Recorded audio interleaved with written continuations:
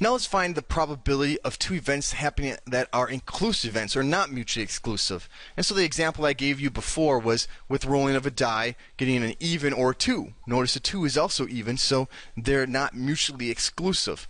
Okay, so here we got a formula for determining these things. If you want to find the probability of A or B and they're inclusive or not mutually exclusive, then you have to figure out the probability of A, the probability of B, and subtract from those two the probability of getting an A and a B. Okay, so let's answer this question right here. What is the probability of rolling an even number or a 2 on a die? Well, so the probability of getting an even or a 2 is equal to the probability of an even plus the probability of a 2 minus getting the probability of an even and a 2.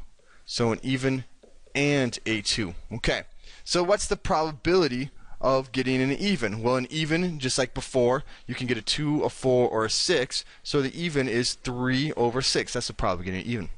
And what's the probability of getting 2? The probability of getting a 2 is really, there's one way to get a 2, and that's out of 6. Okay? And what's the probability of getting an even and a 2? Well, the probability of getting an even and a 2 is actually the same as probability of getting a 2, right? There's only one way to make it an even and 2, that's getting a 2, and that's out of 6. So if we were to do this math, we got 3 over 6 plus 1 over 6 minus 1 over 6. Well, this really just cancels this out. So we get 3 over 6, which is just equal to 1/2. So the probability of rolling an even number or a 2 is equal to 1/2.